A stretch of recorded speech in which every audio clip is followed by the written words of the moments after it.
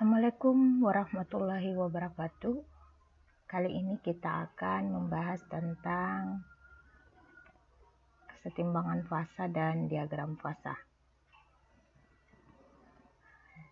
Berbicara tentang kesetimbangan fasa, yang pertama itu yang perlu kita ketahui adalah sistem. Sistem merupakan suatu zat atau campuran yang diisolasikan dari zat lain dalam suatu wadah yang inert untuk diselidiki pengaruh perubahan temperatur, tekanan, dan konsentrasi terhadap zat tersebut. Kemudian ada fasa. Fasa bagian dari sistem yang fisiknya berbeda dan dapat dipisahkan secara mekanik, misalnya secara filtrasi, dekantasi, atau sedimentasi. Nah, contoh daripada sistem di sini misalkan sistem air dan garam, sistem gas, dan sebagainya. Pada kesetimbangan, potensial kimia tiap konstituen itu pada setiap sistem harus sama. Nah, di sini ada sistem air, terdapat fase padat yaitu es, fase cair, air itu sendiri, dan fase gas yaitu uap air.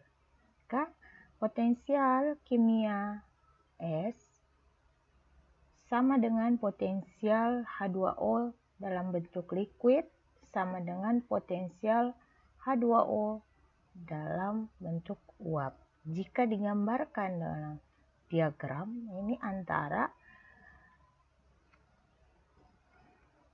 potensial kimia terhadap temperatur pada tekanan konstan. Fase padat terjadi jika telah melewati titik melting point. Sedangkan untuk fase cair, dia akan terjadi pertemuan antara titik lebur dan titik boiling. Dan fase gas tersendiri itu berada di atas titik boil. Kemudian, pada tekanan yang lebih rendah, ketergantungan energi bebas Gibbs atau potensial kimia terhadap temperatur digambarkan dengan garis putus-putus.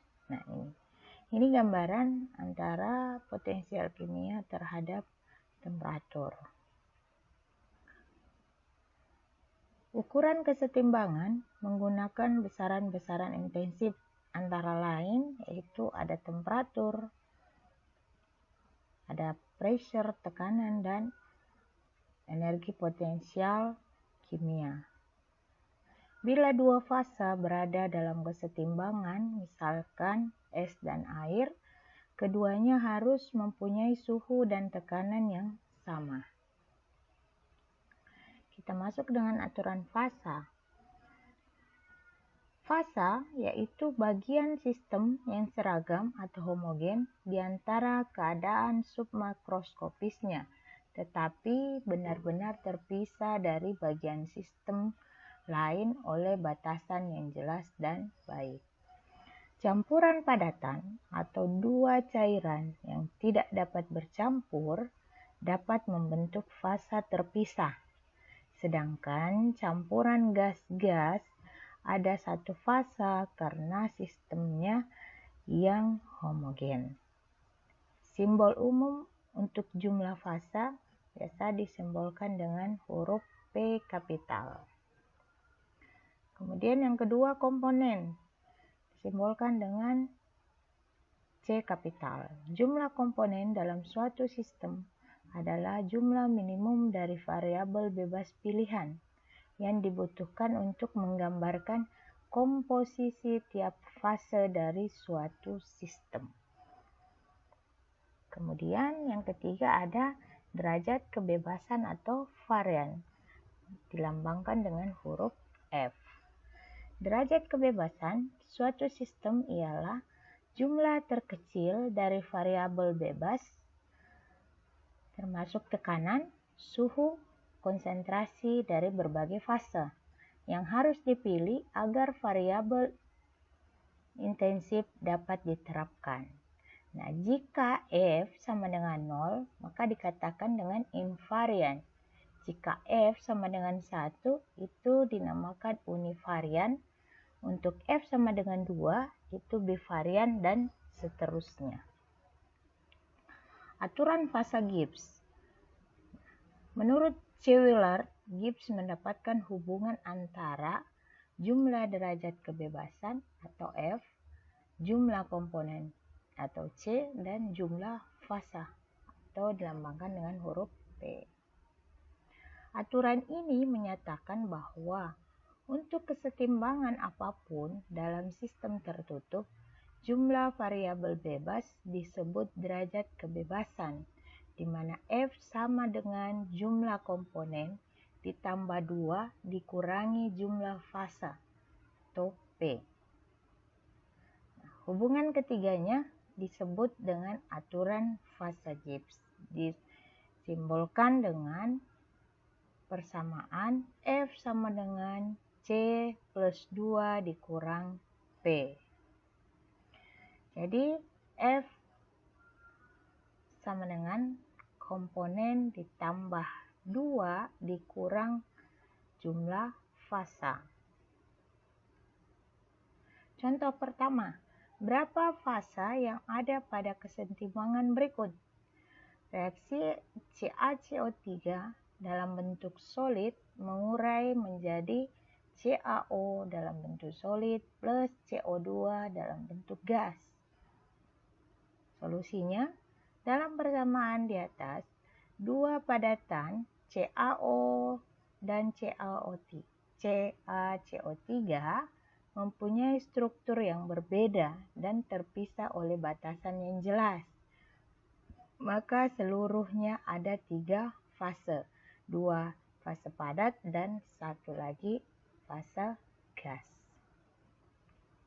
Contoh kedua, sebuah gunung es mengapung di danau. Bila dianggap danau, gunung es, dan atmosfer sebagai suatu sistem, berapa jumlah fase yang ada? Solusinya, gunung es adalah bentuk padat dari air, danau adalah larutan air, dan atmosfer terdiri dari uap air dan gas-gas lainnya. Maka ada 3 fase, yaitu padat, cair, dan gas. Oke, contoh ketiga, dari persamaan reaksi contoh pertama, yaitu reaksi CaCO3 menghasilkan CaO plus CO2, carilah jumlah komponennya. Solusinya, untuk komponen ada aturannya. Komponen 1 atau komponen C sama dengan 1. Dari persamaan, ada 3 zat yang berbeda secara kimia, Ca, CO3, CaO, dan CO2. Tapi, karena sistem berada dalam kesetimbangan, maka jumlah komponennya hanya ada 2. Contoh keempat, hitunglah jumlah komponen pada contoh kedua jika atmosfer hanya mengandung uap air. Solusinya adalah karena secara kimia, danau, gunung es, dan atmosfer hanya terdiri dari satu macam zat, yaitu H2O. Maka hanya ada satu komponen, yaitu H2O itu sendiri. Oke, contoh kelima. Tentukan derajat kebebasan dalam sistem pada contoh pertama, di mana F sama dengan C dikurang P plus 2, atau F, C dari komponen pada contoh reaksi pertama itu ada 2 dikurang 3. 3-nya merupakan fasa plus 2 sama dengan 1. Sistem merupakan univarian karena F sama dengan 1. Demikianlah materi hari ini. Semoga bermanfaat. Wassalamualaikum warahmatullahi wabarakatuh.